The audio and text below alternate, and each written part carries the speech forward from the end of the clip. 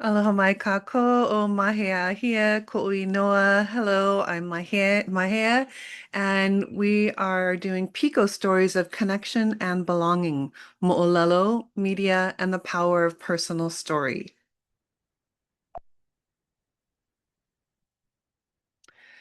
So, what do or don't you see in these images of Hawaii? Who created the story? So many picture postcards. Whose voice is speaking? Whose voice is not being heard? Storytelling. ʻIke ʻŌlelo no ke ola, ʻike ʻŌlelo no ka make. In the word is life, and in the word is death. One of our Hawaiian ʻŌlelo noʻeaus. Leslie Marmon Silko says in ceremony, I will tell you something about stories. They aren't just entertainment. They're all we have to fight off illness and death. You don't have anything if you don't have stories. And I love this one from Walida Imarisha in Octavia's Brood.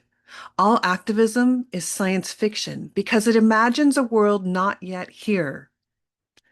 And one of the most important principles that I like to follow is Scott Richard Lyon's rhetorical sovereignty is the inherent right and ability of peoples to determine their own communicative needs and desires in this pursuit to decide for themselves the goals, modes, styles, and languages of public discourse. So Hawaiians and other oceanic peoples have strong oral traditions. Those are collective, relationable, and accountable. In our generation, we're learning to restory in order to decolonize our imagination. And our personal experiences are the foundation of theorizing from the body, one of the main feminist principles, that our body has stories, and from these stories we notice patterns, and from these patterns we can then see systemic oppressions.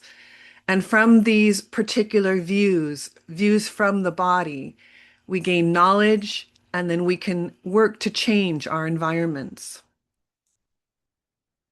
Mo'olelo. Mo'olelo is a combination of words of mo'o, and mo'o is a succession. It is lots of different moments, one after the other. But another symbolic form of mo'o, representational, is the reptilian water deity or shapeshifter in the form of a lizard and the lizard spine. Olelo is our word for language, so mo'olelo is really the speaking of generations. Mo'olelo as a term is very capacious and it includes story, tale, myth, history, tradition, literature, legend, journal, log, yarn, essay, chronicle, record, and article, according to Pu'ukukui and Elbert Dictionary. Basically, a mo'olelo is a continuous or connected narrative. It's a history, a tradition, and no single genre category can include all of these. So it's not an equivalent to story in the English language. One of the things we know about mo'olelo is that the more variations, the more mana or power. Micro stories are also called mo'o. And mo'o is a metaphor for mo'oku'auhau or genealogy, with each vertebrae representing a generation. Talk story, everyday stories. So, what are some of the media images you grew up with surrounding bodies? What are some phrases that were repeated to you growing up? Money doesn't grow on trees. Pull yourself up by your bootstraps. You can be anything you want if you just work hard enough. Children are to be seen and not heard. What are some of the everyday stories you've heard about bodies? Survival of the fittest, the body of a dancer or athlete should look how? Eat everything on your plate. There are starving children in other countries. Or girls or boys or female bodies aren't supposed to do X. Are there specific culturally based stories you know about bodies? One of my favorite stories from here in Manoa Valley is Kamo Ili Ili, the mo'o of Manoa and Mo Ili Ili Ahupua'a. In the mo'olelo of Kamo'ili'ili, Hi'iaka, the youngest sister of Pele, battles in Mo'ili'ili Oahu near the University Avenue fire station in underground cave systems. So as we mentioned, the mo'o is a reptilian water deity and can take the form of a giant lizard.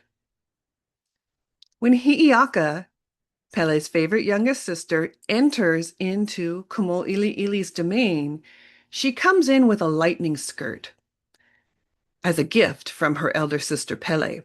And she dismembers Kumo'ili'ili into 1,000 tiny bits. Her severed body parts lay strewn across the region.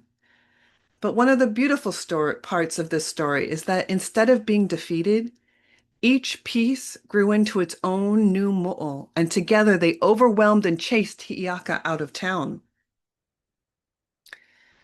So stories like Kumo'ili'ili are stories of remembering, regeneration, and healing. They restore membership. They collect those dismembered parts. Mo'o can shapeshift and change forms to adapt to new environments. And when mo'o are in danger, they can release their tail to escape, or they may lose it in battle. We can think of phantom limbs and lizards shedding skins and regrowing missing body parts. So how might we think about this or other mo'o stories from a disability lens? In our beloved community, what might be the superpower of the mo'o? Let's look at PIKO Metaphor 1, embodied connections. Connections to the actual physical body. Now, I learned this from Kekuni Blaisdell, or Dr. Richard Kekuni Blaisdell, about the triple PIKO. In the top of our head, we have a PIKO. We sometimes call it the PIKO A. It's in the fontanelle, or the po'o, or the manava, the baby soft spot. And this particular PIKO connects us to the past, to the ancestral realms, to anything that came before us. It's also a spiritual connection. The PIKO O in our belly button is the PIKO we most think of. We'll often ask the keiki, "Where's your PIKO?" And they'll point to their belly button because that's the navel cord that connects us to our parents and those in the present generation. That's the PIKO O. The PIKO E is in our genital region and connects us to future generations in our ma'i. So this is the triple PIKO that Kekuni Blaisdell talks about. I like to extend this idea, and the PIKO E is not only the physical children that we have, but the projects, the dreaming of different futures. All kinds of creativity come from this particular PIKO that envision futures for the future generations. Now, different families, different lineages have many different PIKO other than just the three. Some, including one that I learned from Sam Ka'ai, elder and Kalai Va'a and Master Kalai, Master Carver, Sam Ka'ai, has one in the vavai, in the feet. And this particular PIKO connects us to the Aina or the earth. Other lineages have PIKO in different places. But we will talk about the triple PIKO today. There's another way of thinking about PIKO, and that is in the principles, which I have created as a curriculum. The PIKO principles of story are Pilina, ʻIke, Kuleana, and ʻŌlelo. So Pilina are our relations to Aina, to Akua, to Kupuna. They're all kinds of relations. And some story questions we might ask is, what is my connection to the people, places, or source materials? What is my positionality or point of view based on my own social identity markers? And this is where intersectionality comes in. My race, ethnicity, gender, sexuality, class, religion, immigration status, able-bodied, body size, first language, native, indigenous, settler. And then what relations exist in the story? What is the quality of these relations? What values, motivations, worldviews are being portrayed through these relations?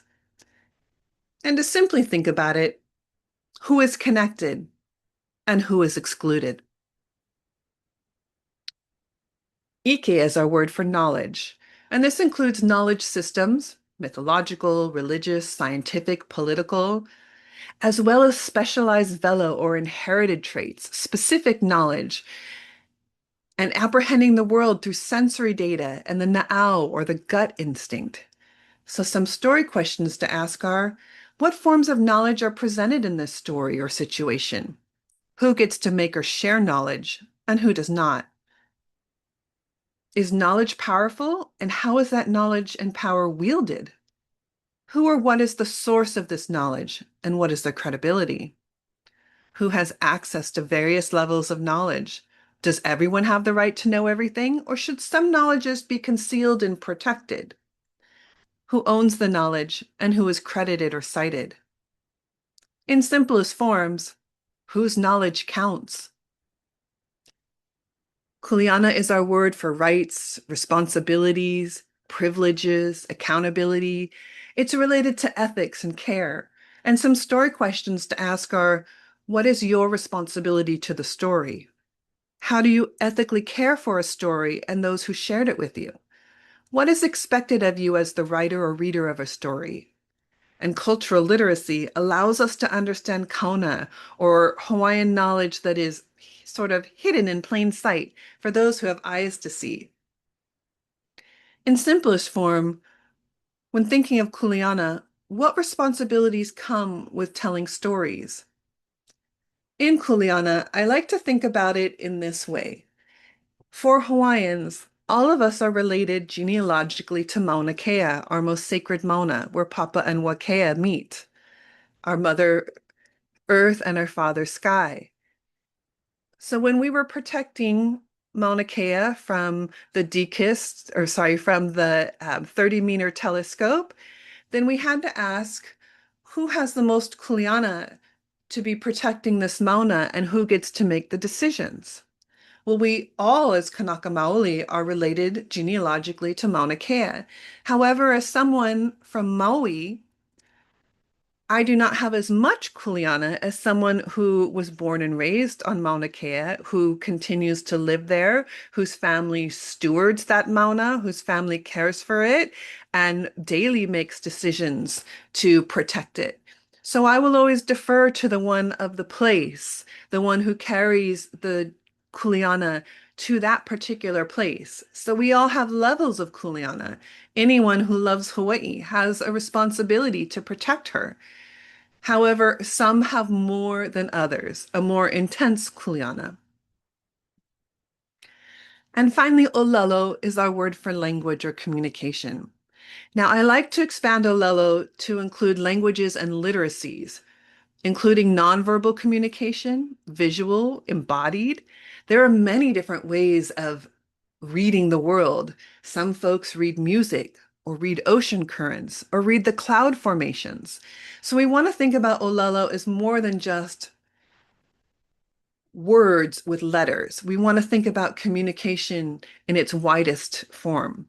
Some story questions to ask are, which languages or voice are most appropriate to use for each audience? How does one communicate through music or art or oceans or cloud or movement or nonverbal means? What are the benefits and limitations of using each of these forms of communication? And when and why and how do we code switch between languages? Many of us here in Oceania will switch between English or the other dominant language, colonial language, perhaps it's French or Spanish or Japanese, but we'll code switch between the languages that are necessary in order to get our message through, including Pidgin here in Hawaii.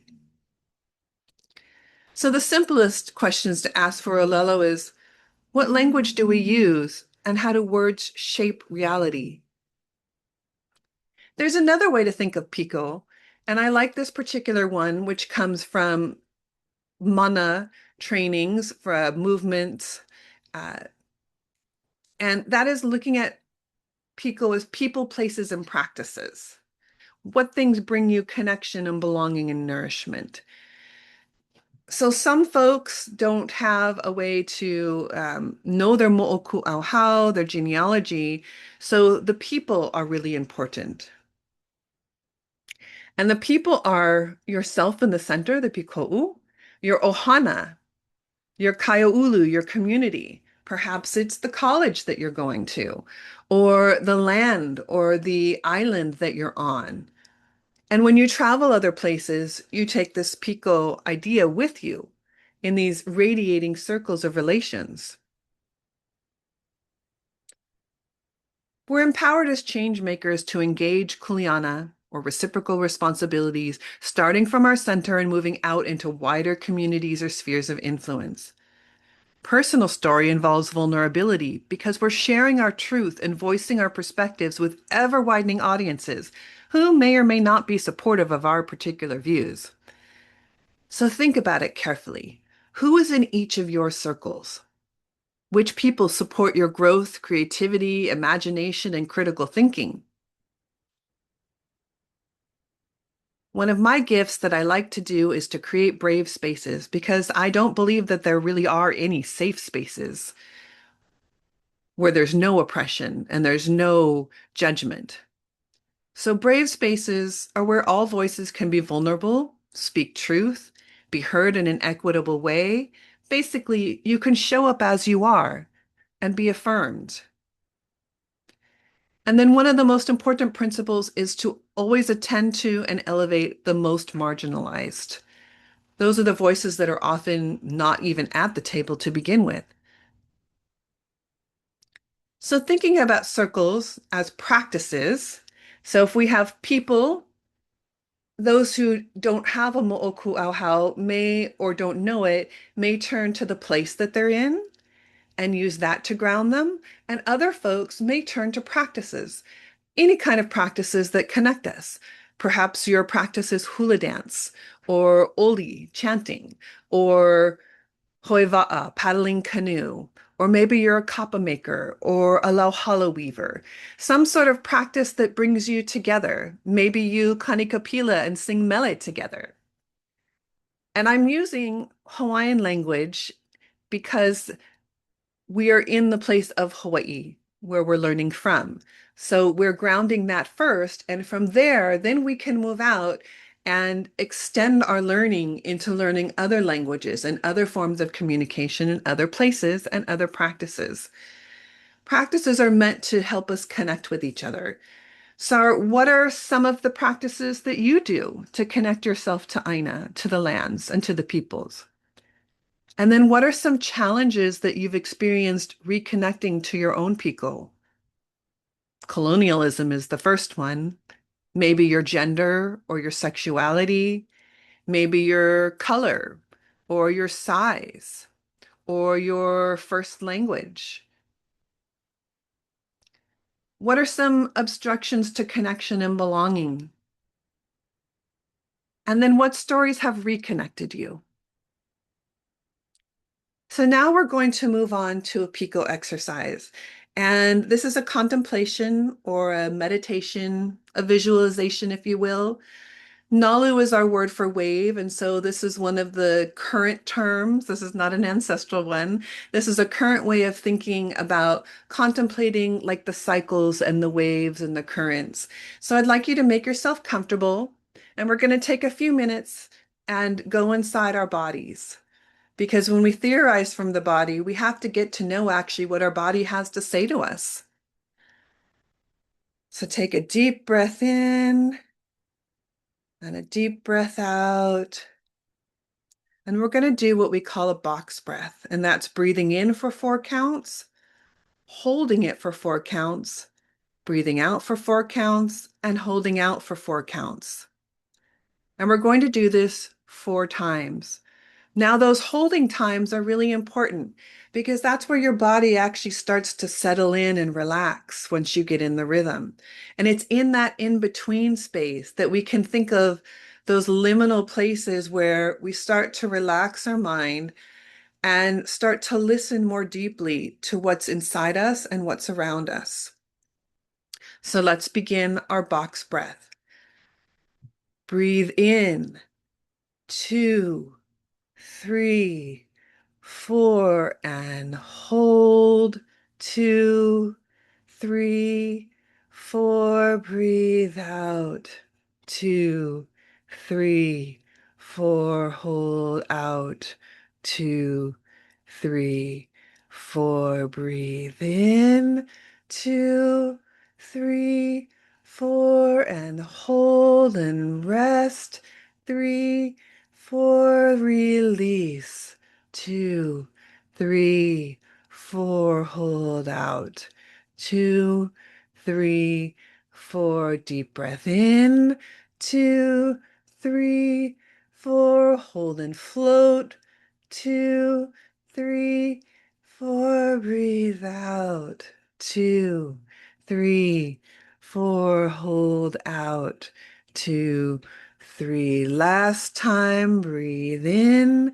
2, 3, 4, and hold. 2, 3, 4, release. 2, 3, 4, hold out. 2, 3, 4. Now take a deep breath in and a deep breath out. And let your body re-regulate your breath. Come back into your body. Feel yourself new.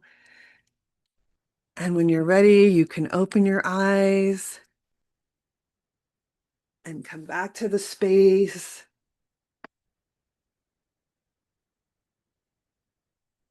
And notice how you feel more connected to your own PIKO.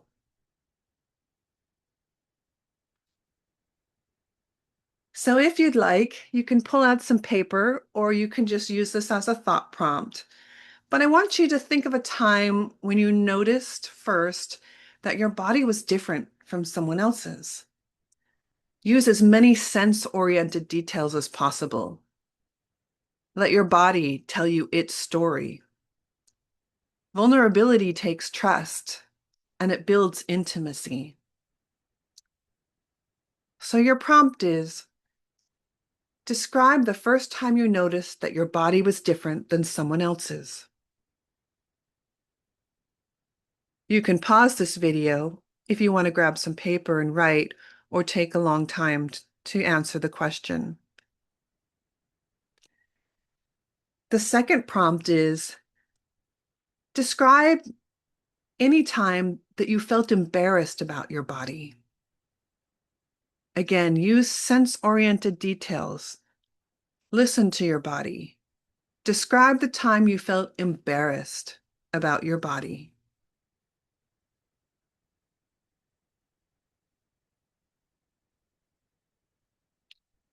The third prompt is, describe a special time you felt really good about your body.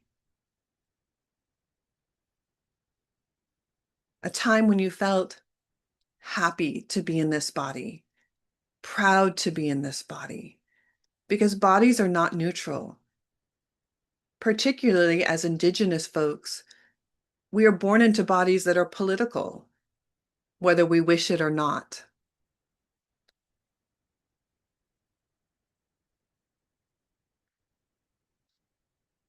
Finally, describe a time someone responded to a particular identity marker, like your race, ethnicity, color, gender, sexuality, abilities, size, shape.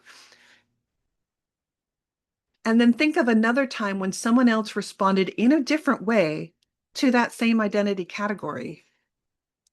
How did you feel after each of those experiences?